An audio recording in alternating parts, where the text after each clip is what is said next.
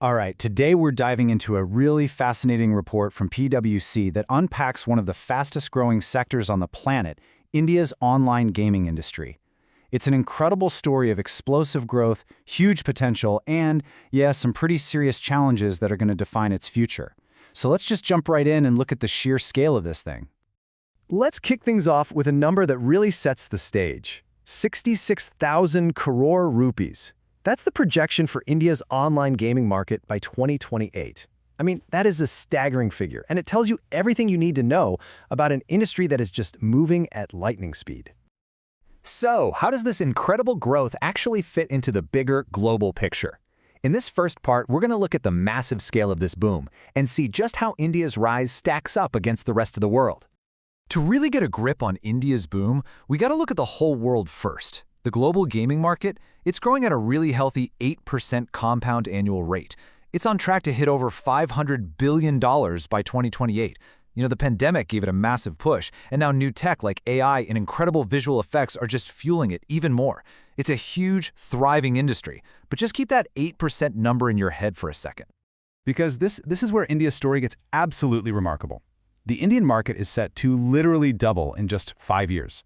It's growing at a compound rate of 14.5%. That is nearly double the global average. So this tells us that India isn't just participating in the global gaming boom. In a lot of ways, it's actually leading the charge.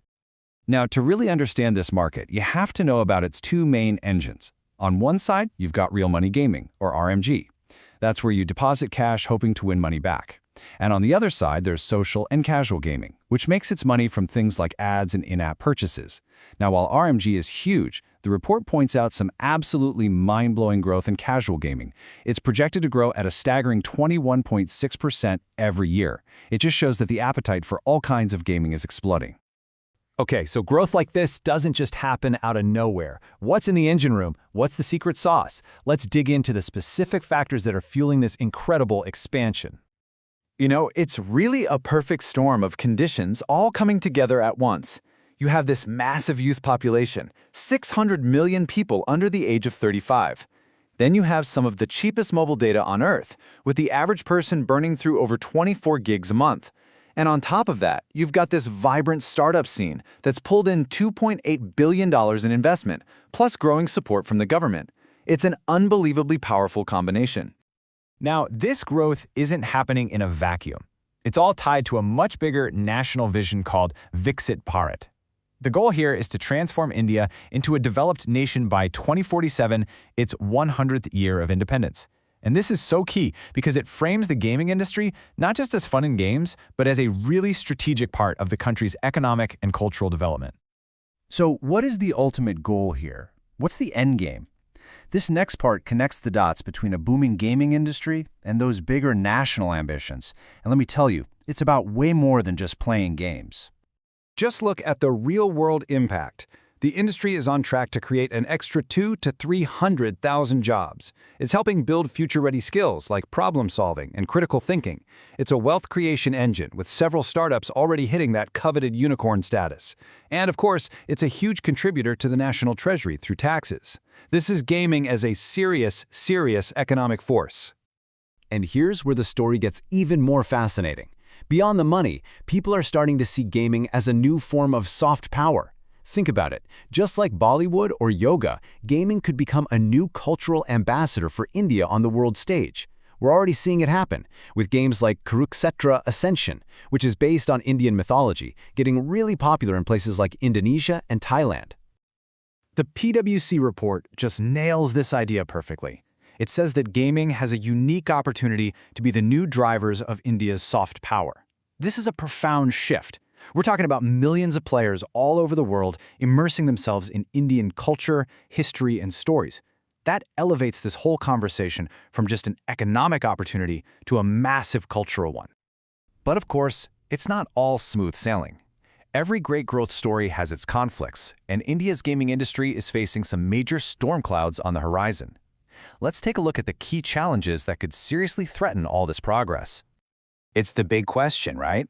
The one that hangs over this entire industry. With so much momentum, what are the roadblocks that could stop this journey from being a sunrise industry to one that provides, well, sustained sunshine? The report really boils it down to 4 key threats. First, the regulatory environment is fragmented and uncertain. Second, and this is a huge one, there are these massive retrospective tax demands. Third, you've got serious competition from illegal offshore betting sites. And finally, there's still this perception in society that gaming isn't a real career. And to put that tax issue into perspective, just look at this number. 1.12 lakh crore rupees. That's the total tax bill that's been handed to 71 online gaming companies for periods before the new tax law even existed. For a lot of these companies, this amount is more than their entire valuation. It's a genuine existential threat that puts a major chill on any future investment. So, with these incredibly serious challenges, what's the path forward? The final part of our breakdown focuses on the solutions, laying out a roadmap for both the industry and the government to get through these hurdles and back into the clear. For the industry itself, the report says it needs to be proactive, starting with self-regulation. Building trust through ethical and responsible gaming is job number 1. From there, it's all about innovating with tech like AI, exploring new subscription models, and critically, investing in the next generation of developers and creators, because without talent, none of this is possible. But the industry can't do it alone. The government's role here is absolutely crucial. The top recommendation is to create a single, clear, national set of rules, instead of a confusing patchwork of state laws. That framework needs a strong code of ethics to protect players and a real effort to fight those illegal offshore sites. But the most urgent thing? The report calls for a formal clarification on those crippling retrospective tax demands. That's seen as the single biggest threat to the industry's stability right now. And this quote from the report really just brings it all home. The message is crystal clear. Collaboration is everything. The industry and the government have to work together to create a predictable, stable environment. Only then can this sunrise industry really mature and provide that sustained sunshine for the whole Indian economy. Which leaves us with this final critical question. The opportunity is absolutely immense, economically, culturally, you name it, but the challenges are just as big. Can India navigate the incredible complexities of regulation, taxation, and societal change to build a responsible, sustainable, and truly world-leading gaming ecosystem? The next few years are going to tell the whole story. Thanks for joining me.